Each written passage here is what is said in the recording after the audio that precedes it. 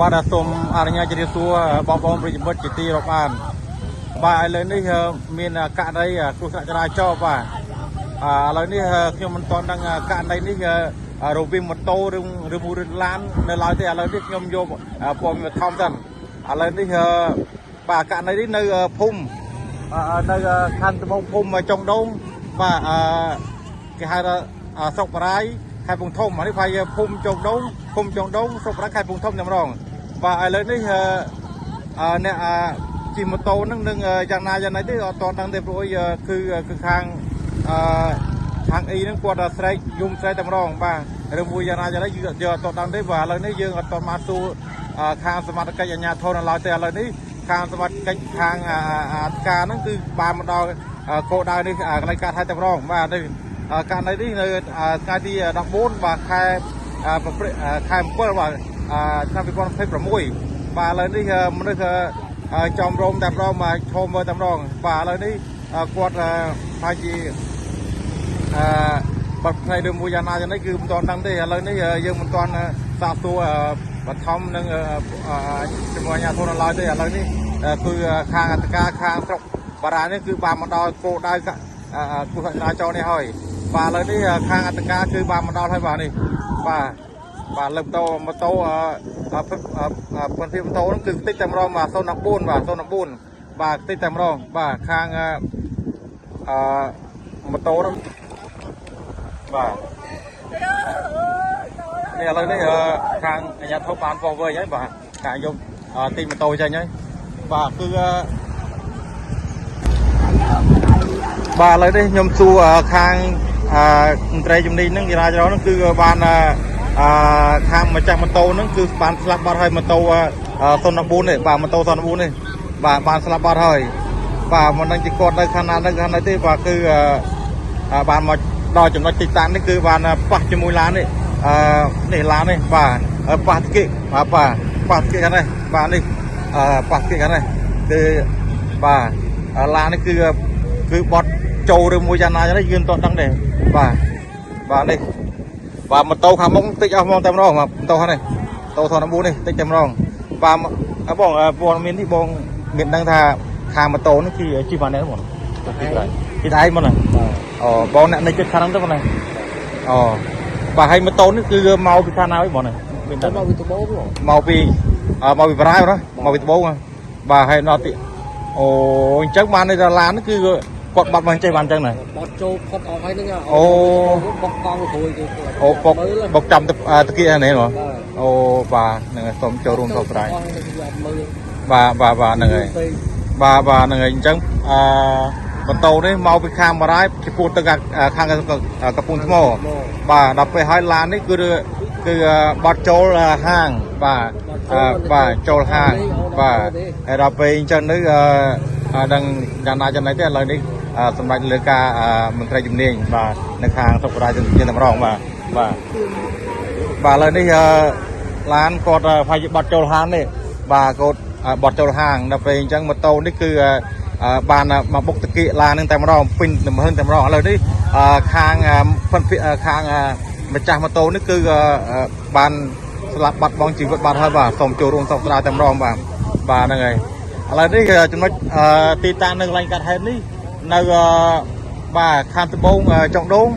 បាទនៅខណ្ឌត្បូងចុងដូងបាទស្រុកបរាយខេត្តឃុំចុងដូងស្រុកបរាយខេត្តពងធំតែម្ដងបាទឥឡូវនេះខាងអធិការខាងមន្ត្រីជំនាញគឺបានមកដល់ចំណុចទីតាំងអស់ហើយបាទកំពុងតែឥឡូវនេះបោះវែងអស់ហើយបាទឥឡូវនេះគឺដោះស្រាយយ៉ាងណាយើង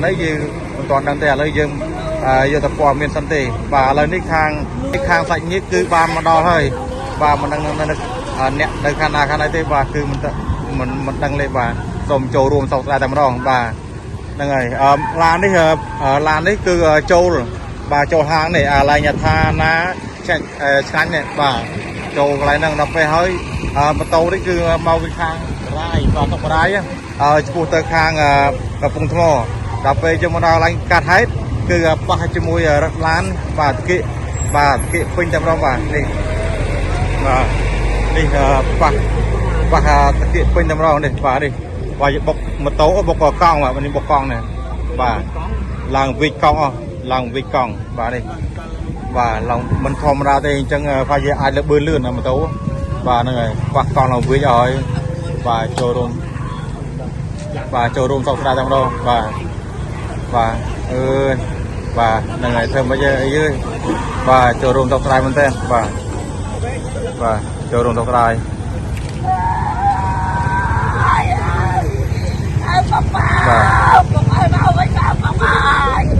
và cho luôn thông bên tên dưới và cho luôn thông không và thêm một chuyện lần dân mai dân đây chỉ một tàu dầm mấy bạn đọc nè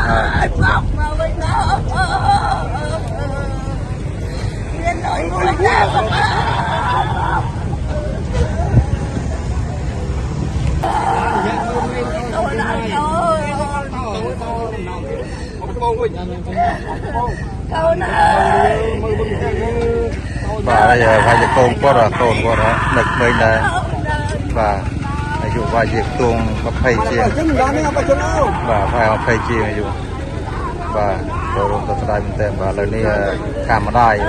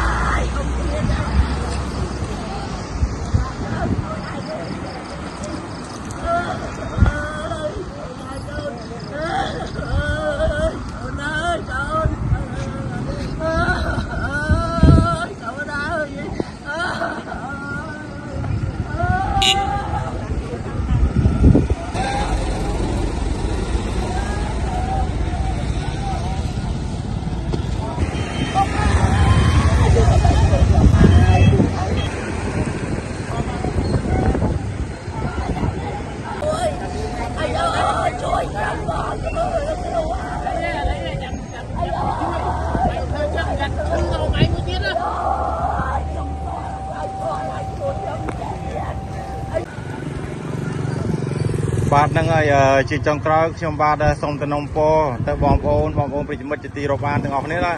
ហ្នឹងហើយអ្នកបើកបរហើយនឹងជិះម៉ូតូជិះឡានទាំងអស់បាទសូមមេត្តាគោរពច្បាប់ទាំងអស់គ្នាហើយសូមមេត្តាយោគយល់ទាំងអស់គ្នាបាទឥឡូវនេះនេះជាការគំរូជាដាស់តឿនជារាល់ថ្ងៃឬគ្រូសាស្ត្រាចារ្យរាល់ថ្ងៃអញ្ចឹងហើយសូមពុកម៉ែបងប្អូនមេត្តាគោរពច្បាប់ទាំងអស់គ្នាបាទត្រូវអធិស្ឋានយោគយល់គ្នាទៅវិញទៅមកបាទយើងកុំលក្ខណៈមួយថាកុំប្រកើននឹងករណីចឹងបាទហ្នឹងហើយអញ្ចឹងយើងបើកបរសូមមើលមុខឲ្យបានឆ្ងាយយើងមើលឆ្វេងមើលស្ដាំបាទមុននឹងបត់មុនឆ្លងផ្លូវបាទខ្ញុំសូមសំណូមពរតែប៉ុណ្្នឹងទេក៏បើមានដូចអញ្ចឹងដូចកាត់ហែអញ្ចឹងបាទហ្នឹងហើយអញ្ចឹងខ្ញុំមានតែចូលរួមសោកស្ដាយពុនពេកបាទមើលទៅបាទអនាគតដែរបាទអនាគតមែនតើបាទគាត់បាត់បង់សមាជិកបាទហ្នឹងហើយណាមួយគាត់កូនគាត់នៅក្មេងដែរបាទនៅក្មេងបាទកូនគាត់នៅក្មេងមែនតើបាទពុំពេញប៉ុណ្ណឹងពុំពេញនៅក្មេងបាទហ្នឹងហើយបាទឥឡូវនេះខាងអាជ្ញាធរអធិការក៏បានលើកឡើងនៅលើឡានទៅមួយយ៉ាងណាចំណៃឬមួយយកទៅធ្វើបនតាមពីនេះហើយបាទហ្នឹងហើយបាទយានេះខាងបាទយាម៉ែរបស់គាត់អញ្ចឹងណាហ្នឹងហើយនៅក្មេងទៅបាទយាទៅ20ជាង20ទីទួយបាទលើបាទ